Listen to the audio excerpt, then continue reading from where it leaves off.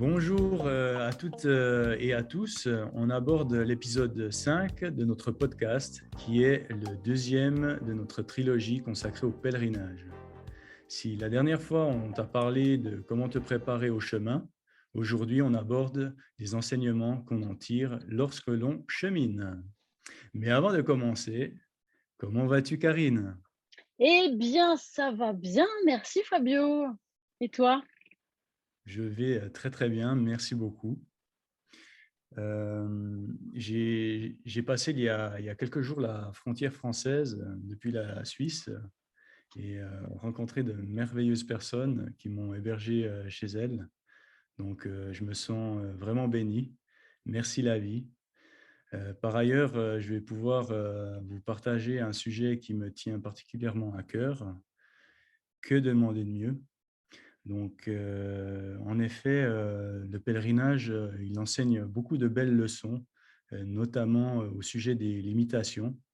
C'est pour ce motif que la thématique a été appelée «Au-delà des limites». Donc, pour cela, je vais t'exposer, 2 anecdotes qui ont impacté ma vie de manière positive et j'espère, qu'elles auront, le même effet sur toi. Donc, la première étant que tous les pèlerins font ce chemin pour des raisons différentes, mais tous ont une chose en commun. Ils partent tous avec un sac à dos impossible à porter, et moi le premier. Ils portent tout ce qu'ils ont peur de manquer, et souvent en excès. Quand on y pense, c'est exactement ce qui arrive dans la vie de tous les jours. On se limite soi-même avec des pensées, avec des choses, des personnes ou situations lourdes qui, avec le temps, nous épuisent et nous font craquer. Donc, mon premier conseil, c'est de de de bien penser, à te libérer des poids qui te limitent, en particulier, si, ceux-ci t'empêchent d'avancer et de t'épanouir.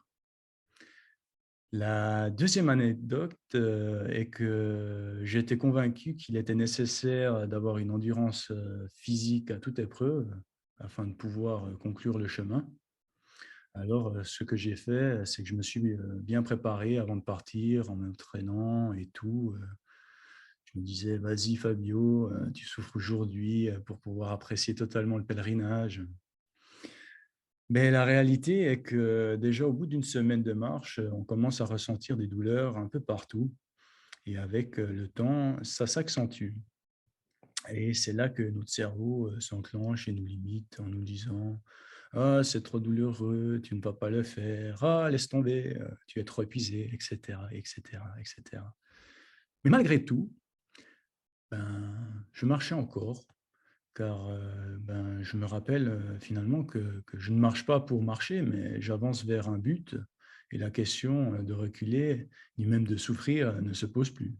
Ce cap, il est passé et c'est là, vraiment que qu'on découvre, qu'il nous reste encore 40 de ressources, au-delà des limites, que notre cerveau nous a mentionnées et ça, c'est absolument, merveilleux à vivre.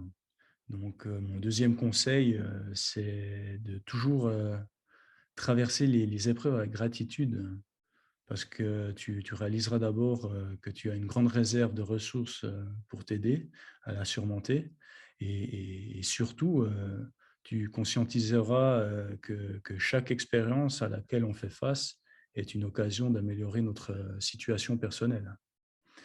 Donc, sur, ce partage d'expérience, je passe maintenant, la parole à Karine qui va te donner, de précieux conseils. Donc, merci beaucoup, pour ton écoute, et c'est à toi Karine, avec la thématique, «Ne rien lâcher dans l'adversité». Merci Fabio pour ce témoignage et ce partage. Alors, ne rien lâcher dans l'adversité, dans l'interrogation. Le pèlerinage, c'est aussi ce chemin de vie que l'on prend et qui va nous façonner. Nous avons le choix, même dans l'adversité, soit de rester neutre, soit de subir ou de passer à l'action. Si je me challenge, j'agis sur mon environnement intérieur et extérieur. Alors, je donne un sens à mon effort. Et à mon engagement me permet de déclencher un processus, le processus de résilience dont nous parle si bien Boris Cyrulnik, qui nous dit: le sens qu'on donne aux choses métamorphose la manière dont on les ressent. Assez vite, nous constatons que souvent, c'est dans la difficulté que l'on grandit. Si le chemin que tu as devant toi est dégagé, tu es probablement sur le chemin de quelqu'un d'autre, nous disait Carl Gustav Jung. Observe ces prochaines semaines lorsque tu te trouves dans une situation difficile et tu peux te dire, hop, tu inspires, tu te recentres, tu expires et là, tu observes. Est-ce que tu agis? Est-ce que tu subis? Est-ce que tu choisis? Ou est-ce que tu dis, il faut que? Ou est-ce que là, à ce moment-là, j'ai du pouvoir, là, maintenant, dans cette situation? En quoi cette situation difficile peut me faire grandir et booster mes valeurs hautes?